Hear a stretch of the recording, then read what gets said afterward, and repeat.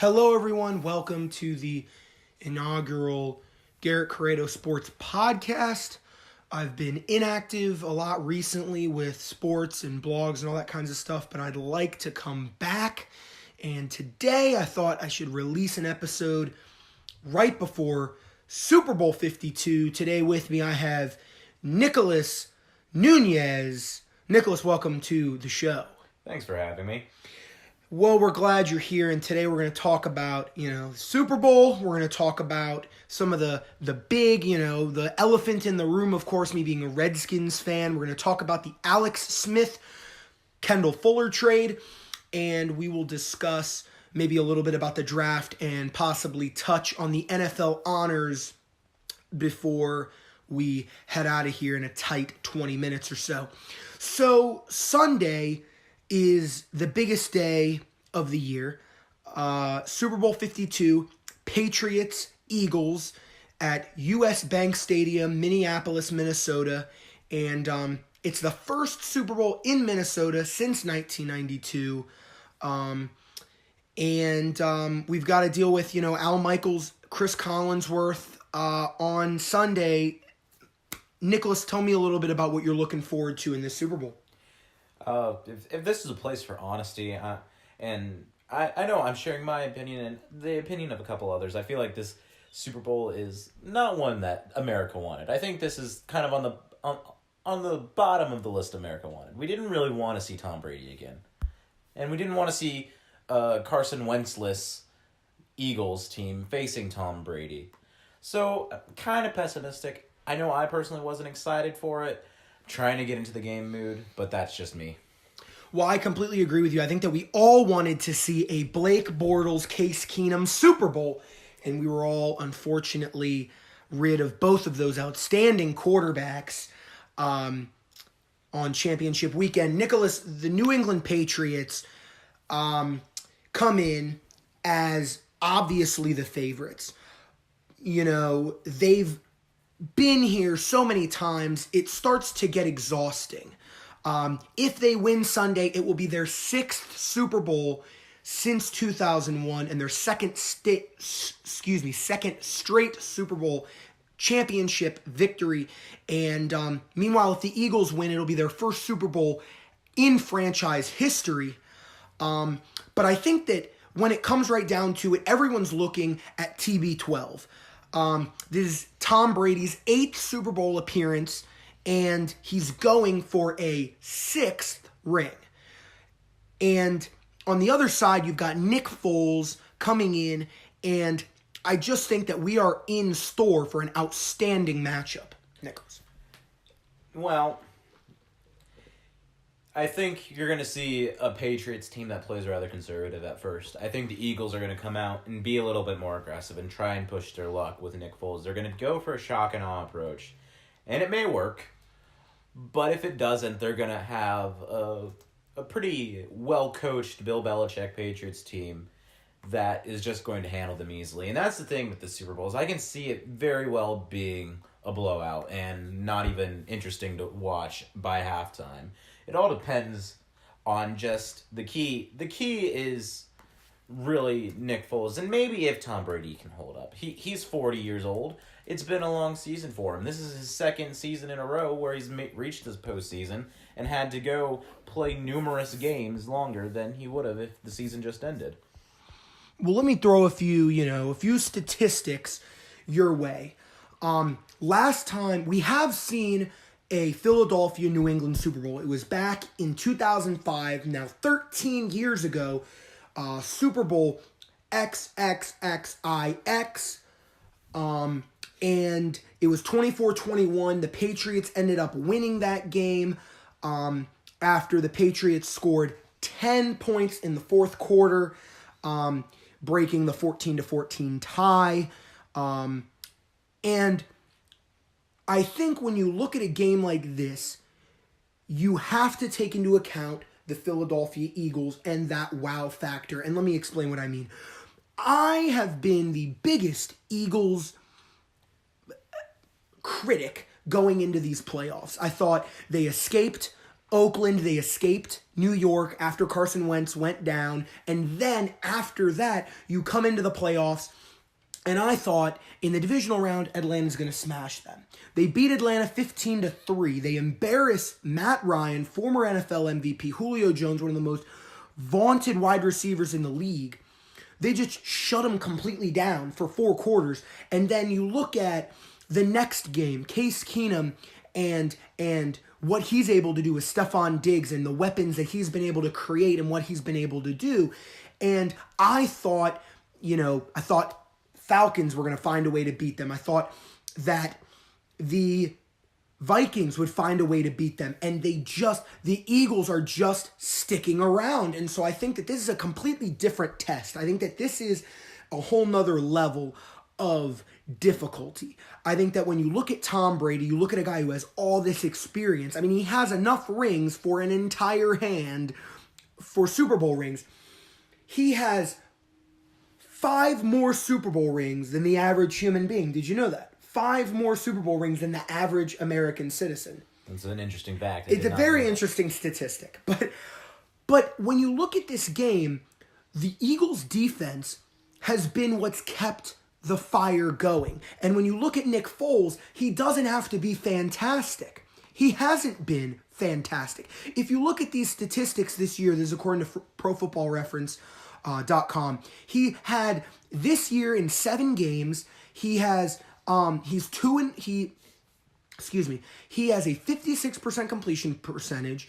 Okay, 5 touchdowns and 2 interceptions. So he's not playing fantastic by any stretch, but he's doing what he has to do. And I think in a game like this, if that Eagles defense can find a way to keep Tom Brady off the field, force 3 and outs, keep Garrett Blount and Jay Ajayi,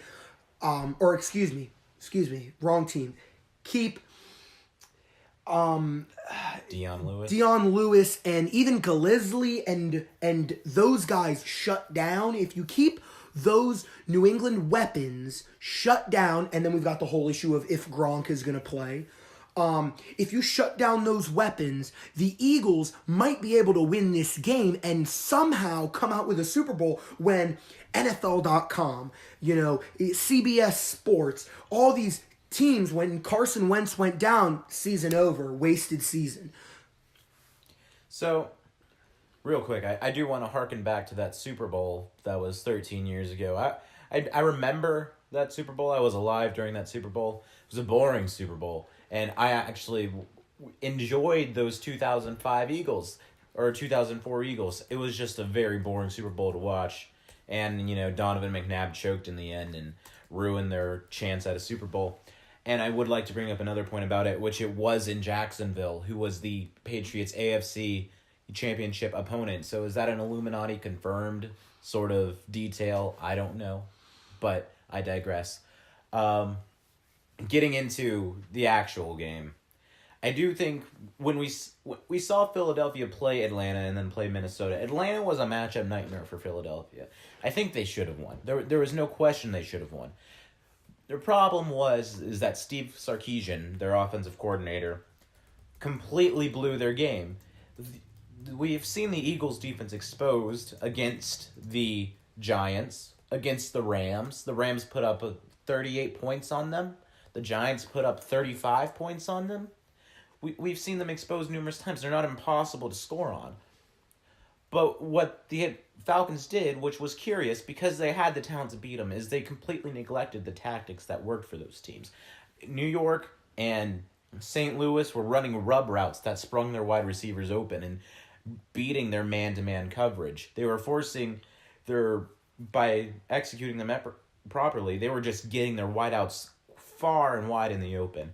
So we see Atlanta with talent like Julio Jones and Mohamed Sanu and Taylor Gabriel just completely ignore that and just run basically 4 verts down the field and hope for the best. It was just terrible play calling. And then they go and play Minnesota, who I thought should have won. They're a pretty talented team. But we just saw Case Keenum not bring his A game and just complete offensive and defensive failure. But it was a hard-fought win nonetheless, and I think you see a lot of that by them being the number 1 seed and forcing teams to come and play in their ground. you have to remember the NFC teams that were left were all dome teams that they played. They forced them to come to the cold and bitter realities of Philadelphia. No one wants to go to Philadelphia at any point of the year, especially not the winter. But they had a huge lift by that. Now we're in some neutral ground. We're in Minnesota.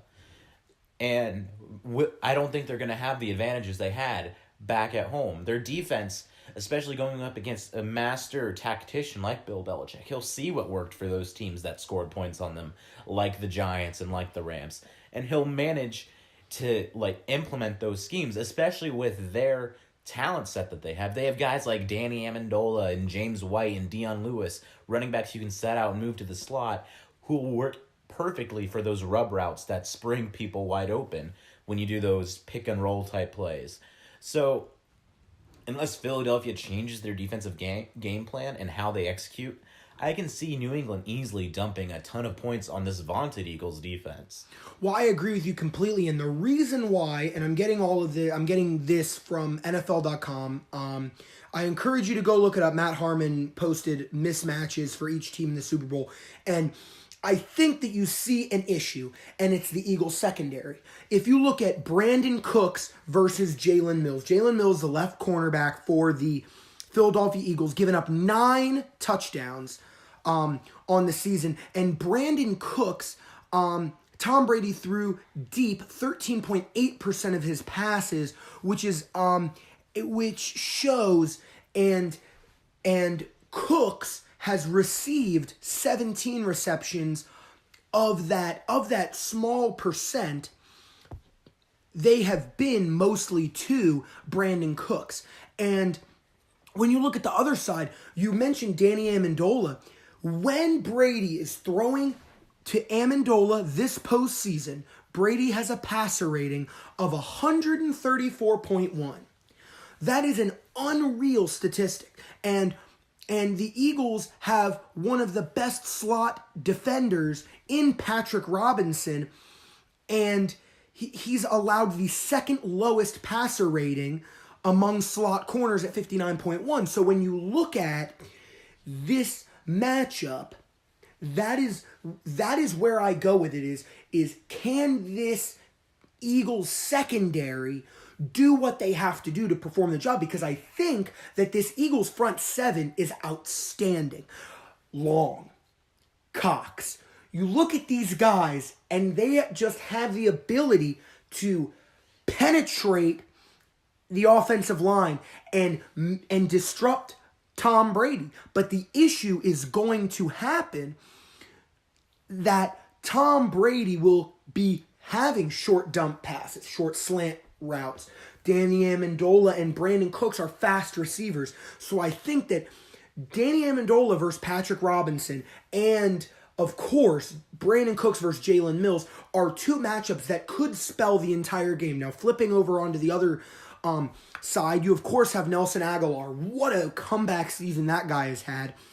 I'll talk more about him later. But then you've got Nick Foles, who has had a surprisingly successful job, and he completed back in Atlanta in the divisional round.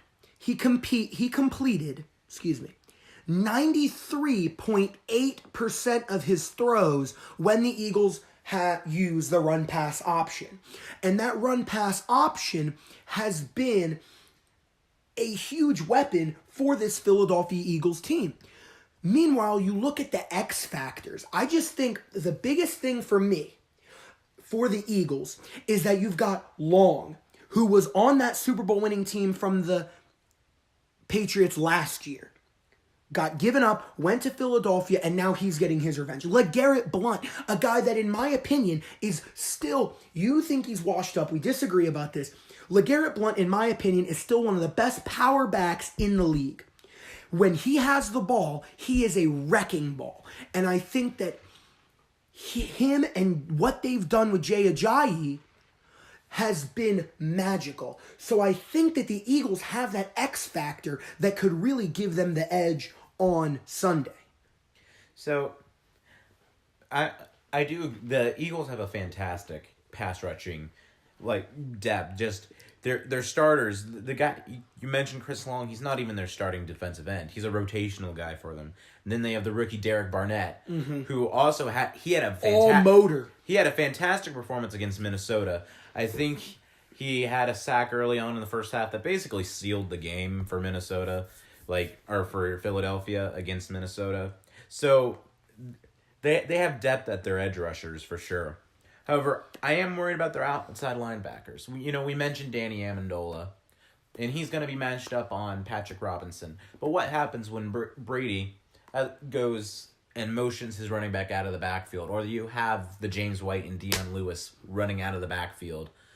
You put them on a route against someone like Michael Kendricks or Nigel Bradham, and that's a mismatch waiting to happen. I know I'm a Panthers fan, and when we played them, we got demolished offensively, except for when we moved our running back McCaffrey out into the slot, and that was the only way we got a first down is by having him beat those linebackers one-on-one. And the Patriots are the team who do that more than anyone. They love using their running backs as receiving weapons. And that's how they won the Super Bowl last year. And that was against an Atlanta defense that has fast, athletic linebackers who are made to cover these guys. So are the mismatches they go 3 deep at running back, in my opinion, of these hybrid running back receiver types. They have Rex Burkhead, who is pretty solid. They have Dion Lewis, who is fantastic. And then they have James White, who should have been a Super Bowl MVP last year with 4 touchdowns in the game. So, but let's flip it. Let's talk about, the Eagles' mismatches against the Patriots. I think the Patriots in the past have had trouble guarding against large receivers. And here we have the Eagles with Alshon Jeffrey and then Zach Ertz. Monster season from Alshon Jeffrey. So the Eagles definitely have weapons. The question of all just comes down to Nick Foles' accuracy, and can he hit Alshon or Torrey Smith on the deep ball? He had some struggles with those during the Minnesota game. He threw one up that probably should have been intercepted, I think, in the first quarter. It was either Atlanta or Minnesota. I think it was his first pass of the game against Atlanta. It was against Atlanta, yeah, it was a complete duck, and it should have been picked off, but it was dropped by the Atlanta secondary. So if they can't execute on these deep passes, they could be in some trouble. But if they're going to win anywhere, I'm putting Alshon Jeffrey and forcing their tiny corners in Malcolm Butler and Stephon Gilmore to cover them, because I don't think you can. And I think the biggest thing with what you're saying is Nick Foles. I think that everyone can agree that this game will really come down to, because I do think the Eagles have a shot. I'm a Redskins fan, and everyone hates the Patriots unless you're a Patriots fan. So, obviously, I want the Eagles to win. I want someone new to hold up that Lombardi trophy. And what an America's game we would have. That is one of my favorite NFL films documentary. And what a documentary we would have if the Eagles came through and won the Super Bowl. But it comes down to Nick Foles. Can you quiet that noise? Can you go out there and perform despite all the noise, despite all the people saying, he can't do this, he can't do that, he's not this, he's no Carson Wentz. That's all he's here. He's no Carson Wentz. But it doesn't have to be Carson Wentz because he's doing enough to win it. Now, switching gears a little bit, as of 8:44 p.m. tonight, according to Mike Riss, ESPN staff writer, Rob Gronkowski has been cleared from concussion protocol and will be officially suited up and ready to go for the Super Bowl on Sunday. We both have some strong opinions about Gronkowski, and I think we both agree that because of that hit on Tre'Davious White against the Bills, he should not be suiting up and playing in the biggest game in sports, but he does create a mismatch, and he is playing the game, so I'd like to discuss that for just a second. I don't think he's going to make that big of an impact. I think the Eagles I may be wrong on this. It's been a while since I looked at the stats, but I think they were one of the teams who gave up the least amount of, this is fantasy, but they gave up the least amount of fantasy points to tight ends during the year. I think they're a team that's well equipped at handling tight ends. They're a fast defense. They play fast. And I don't think you're going to find that the Patriots are going to use Gronk as much as they would their receivers and running backs, especially with him returning from a concussion. They may play it soft. I do know if we're basing past Super Bowl performances on, I think Gronk missed the last 2 Super Bowls they played in, but he played in the one that was against the New York Giants back in, I think it was 2011. And he didn't really have all that big of an impact. And that was against the Giants defense that didn't really, impose. They didn't really have speed at the linebacker to cover him. So we've never seen Gronk in the Super Bowl. I don't know if he's going to make a big impact. Maybe the pressure will get to him. But I do think the Eagles are well equipped to handle him. Like I said, I think the mismatch on that side of the ball lies between the running backs and the Eagles linebackers. So in just a few minutes, we will come back to the Super Bowl, give our predictions as kind of the closing thing. But I want to switch gears just for a few minutes to the NFL Draft. CBS Sports released their first 2018 mock draft, and it shows Sam Darnold, quarterback from USC, getting picked number 1 overall. Couple other highlights. The Giants get Saquon Barkley, a guy that I'm very high on. Minkah Fitzpatrick, free safety from Alabama, goes to Cleveland as well at 4. Josh Rosen, UCLA quarterback, goes at 5 to Denver. Baker Mayfield at 6 to the New York Jets. My team, the Washington Redskins, getting Daron Payne, big fatty from Alabama, at 14. Just another couple big names. Lamar Jackson going at 22 to Buffalo. And your team, the Carolina Panthers, picking up Will Hernandez, guard out of University of Texas El Paso. What are you... It's very early, so to ask for a mock draft or anything like that is crazy. But what are a couple storylines that you're interested in as the season winds down, heading into combine, draft, off season? Every year it turns into being about the quarterbacks. We're always going to overhype quarterbacks. They're always going to get overdrafted because there's no position more important than the quarterbacks. I do think everyone's opinions on the quarterbacks are a little bit inflated. I think they're generally wrong.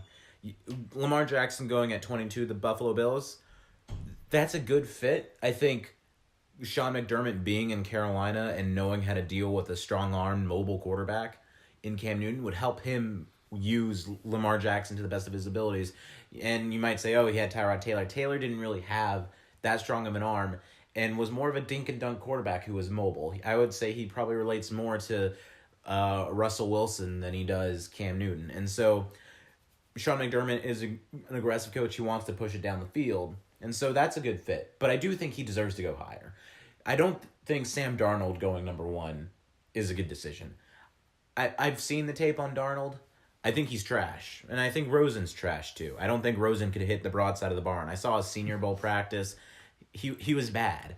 He had no accuracy, no touch whatsoever. Baker Mayfield, I would say it's a race between Mayfield and Lamar Jackson. And what I think, I agree with you completely, and I think that the issue with mock drafts, and we see it every year, we did a mock draft this past year, is they never account for the amount of teams that are going to pick a quarterback. So the Washington Redskins, I'll get into the trade in a minute. We'll talk about it for a minute because I want to keep myself on I don't want to get off on a tangent on that one. But the Redskins, a team that could very well pick a Baker Mayfield, or definitely, if he's around, a Lamar Jackson type of guy, and they have him picking a D tackle, which in my opinion, as a Redskins fan, that's what I want to see.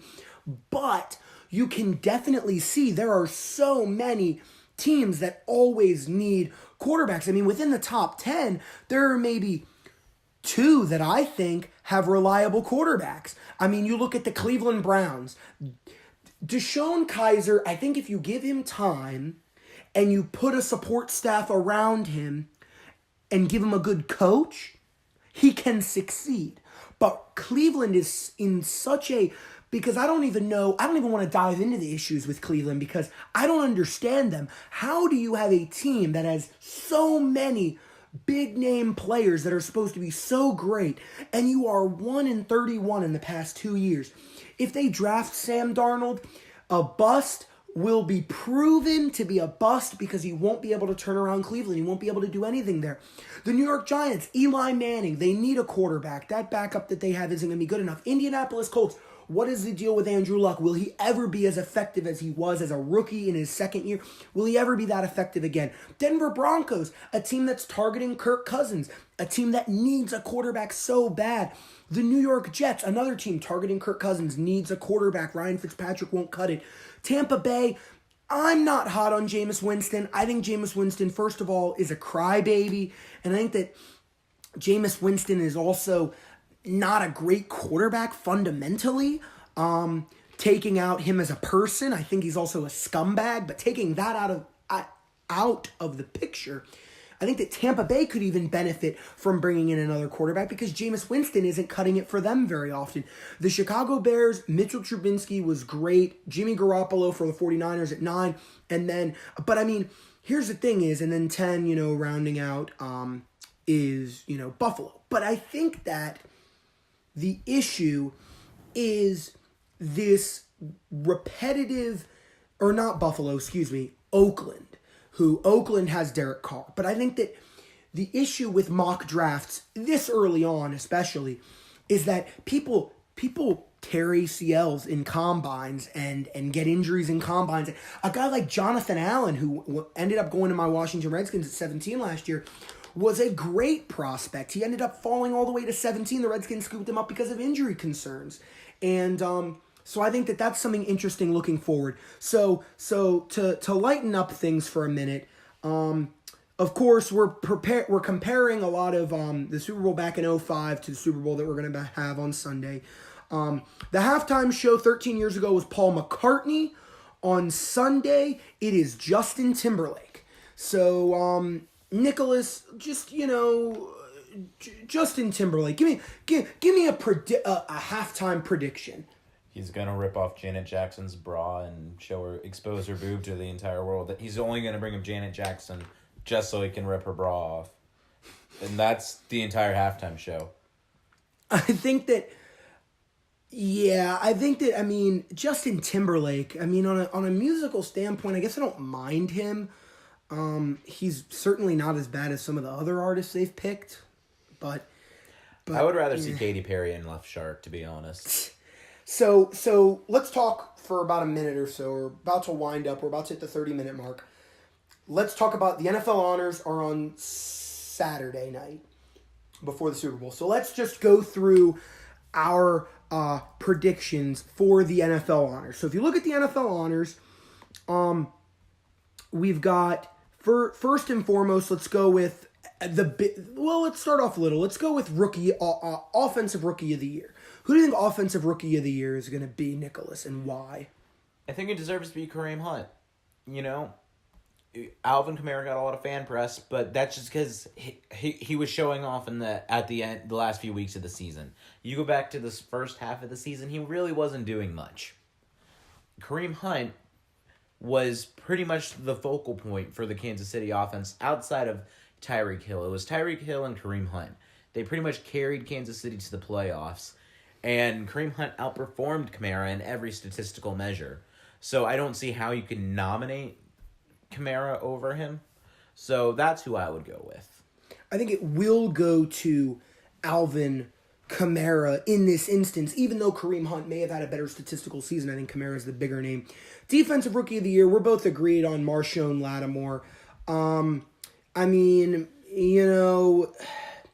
He locked down that Saints secondary. And he was everything they wanted out of that first-round pick. And Lattimore, I'm looking forward to somebody, to cheer for that, for future, Buckeyes. I mean, what a year he has had.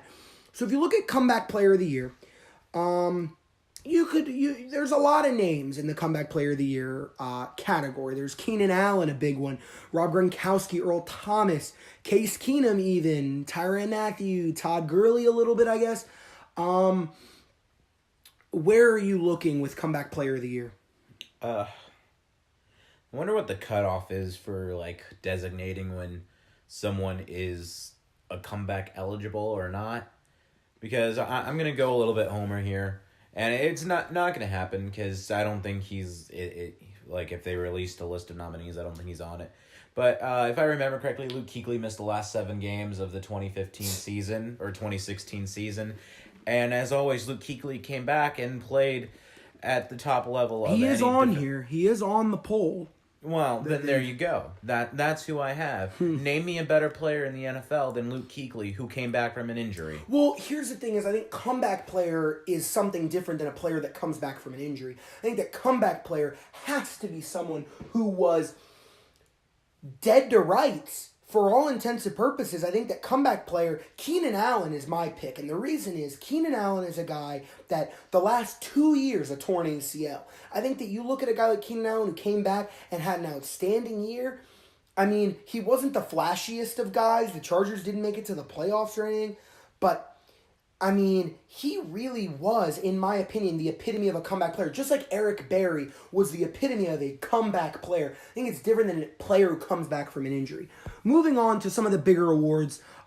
Defensive Player of the Year. The two biggest names, and it's head-to-head, really, is Calais Campbell and Aaron Donald. Two defensive ends from the Jaguars and the Rams. Who do you think gets it and why? Calais Campbell. If I have to go with either of those two, I'm going with Calais Campbell. Simply put, I don't think the Rams defense scared anyone, really. They had a lot of instances where they gave up a ton of points. They did it in the playoffs. You know, Aaron Donald's a good player, a great player. But if I'm seeing you with, not a top 3 defense, I have a hard time justifying giving you a defensive player of the year. You wouldn't give offensive player of the year to a person who was on the most mediocre offense of the league, would you?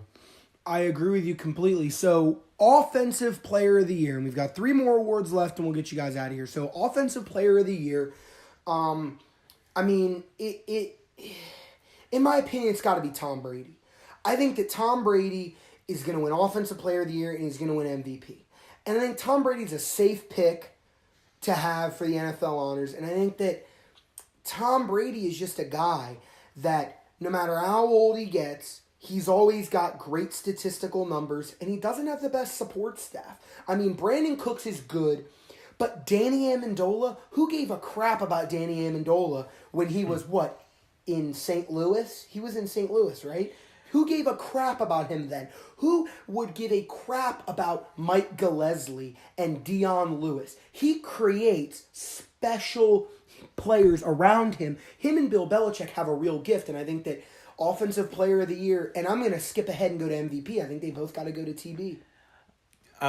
Just sort of to bring things around, or not just to rebut. Danny Amendola was actually, at his time of leaving St. Louis, he was actually a pretty highly valued commodity in the free agent market. In fact, a lot of people were wondering where he was going to land. Some people thought, Miami, because he was the best slot receiver coming out during that time. In fact, his first few years were kind of disappointments because everyone expected him to be the Wes Welker replacement instantly and step up to the act. But then Julian Edelman filled that role. So, but, you have a case with Tom Brady, obviously. If we're going quarterback, I feel like you can always make a case. For me, when I look at the Patriots, I think obviously you have to give Tom Brady his due, but I always question, is he not just another part of Bill Belichick's machine that he can just replace with another spare part that he has? Because he's done that with every other player he has. And, Tom Brady played well, but I think in the quarterback arena, you can easily look and say, Drew Brees played better. Or someone like Jared Goff. I don't think you can make an agreement that Jared Goff, when you have Todd Gurley as your running back and Sean McVay, who ran one of the most efficient and outstanding offenses that the Washington D.C. Fans, the Washington Redskins fans have ever seen, I think you can't give it to Jared Goff. I mean, he had a good season, but you look at, you've got Todd Gurley on that team. I think that you can make an argument for Carson Wentz. But what about Phillip Rivers? Definitely. Or Matthew Stafford. These were here's the thing. These were people who had statistics that were on par with Tom Brady, but had literally no help around them. I disagree with that. I would argue that. Matthew Stafford has his Golden Tate, but Golden Tate's not an elite receiver. Marvin all right. Jones was pretty good for But this they're season. all right. They're not guys. Okay, so who on the when Julian Edelman went down? Who did the Patriots had Gronk have? and Brandon Cooks. Brandon Cooks was a first-round talent and still plays like a first-round talent. Yes, but one first-round wide receiver is not enough to make. You had Rob Gronkowski for the entire season. But Rob Gronkowski is, I don't know. I think that Tom Brady. Do I think it should go to Brady? No, but I think that it will go to him because it's a safe pick for them to make. It's always Tom Brady. Tom Brady's always this good, and he had another statistically good season. Not great, not amazing. I think Carson Wentz had a better season and he played in less games than Brady, but I don't think that Carson Wentz will get it because I just think that Tom Brady is a guy that could go to Cleveland because you make the point that it's Bill Belichick's machine. I think it's Tom Brady. I think that it's definitely partially Bill Belichick, but I think that Tom Brady could go to Cleveland and make Cleveland win games. Tom Brady could be put in any team, and I think he would find a way to give that team a winning record. But anyway, for my answer for that question, I think I would say it comes down to 3 players for me. Todd Gurley, and this probably goes for MVP as well. Todd Gurley, Le'Veon Bell, and Antonio Brown. It's the year of the running back. we had 4 running backs taken in the first round, I think it was, or 3. It was Fournette, Christian McCaffrey. Was Dalvin Cook taken in the first or the second? I believe he was taken on the second. Yeah. Okay. But we had 5 running backs who were highly touted and played rather well. It's a shame Dalvin Cook tore his ACL. He was having an outstanding season. I think he could have, improved Minnesota by a lot. Because Jerick McKinnon and Latavius Murray... Not enough. They're average. They're the definition of mediocre. But, I would like to see it to go to Todd Gurley. I think he was the key cog in that Rams offense. I mentioned Jared Goff, but really... I think once teams started respecting the pass a little bit, then you got to see the monster Todd Gurley could be on a team that was well balanced, and he was unstoppable for the most part. So, all right, so you have Todd Gurley winning both. I have Todd Gurley winning. Oh boy, I'm going to go with Le'Veon Bell winning MVP. Interesting. So, Coach of the Year, I think Sean McVay has to win it. You take the LA Rams and you turn them in your first year from a team that hasn't finished better than 500 since 2003, made the playoffs since 2004. That's 15 years. Doesn't sound like a long time ago, but it's 2018, people. That's 15 years ago, 14 years ago since they last made the playoffs, and gave it an 11-5 record, an NFC West title, and put 2 players as a legitimate offensive player of the year candidates in Gurley and Goff. And so I think it has to go to McVay. I would, for the most part, I'd agree with you. But then I look at the other candidates around, and I think there's a little bit more remarkable turnarounds. I think you can make a case for Sean McDermott in Buffalo. You have a team that didn't make the playoffs since before this century even began.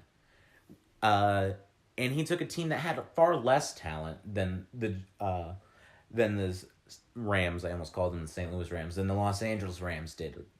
You have to admit, Sean McVay came into a pretty decent situation. He had Todd Gurley. He had Jared Goff. These are good talents to work with, and it's not like a dire situation. My other suggestion would be the coach in Jacksonville, Doug Marrone.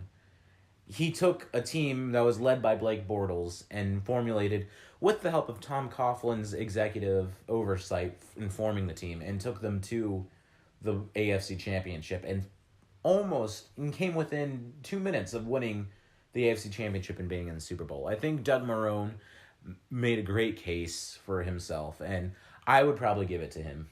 I think Doug Marrone has done an outstanding job, and I agree with you completely on that. I don't know. I think that Coach of the Year is one that I could see going to a lot of different people for many reasons. So just last 30 seconds. Wait, real quick. Wouldn't it be really awkward if Mike Mularkey won it after being fired from Tennessee? Oh my I don't think gosh. he's even in the running because his team was average. but just making the His playoffs. coaching was terrible for that team, but I won't get into that. So last 30 seconds, Nicholas, Super Bowl predictions, score, and your Super Bowl MVP. New England 38, Philadelphia 17.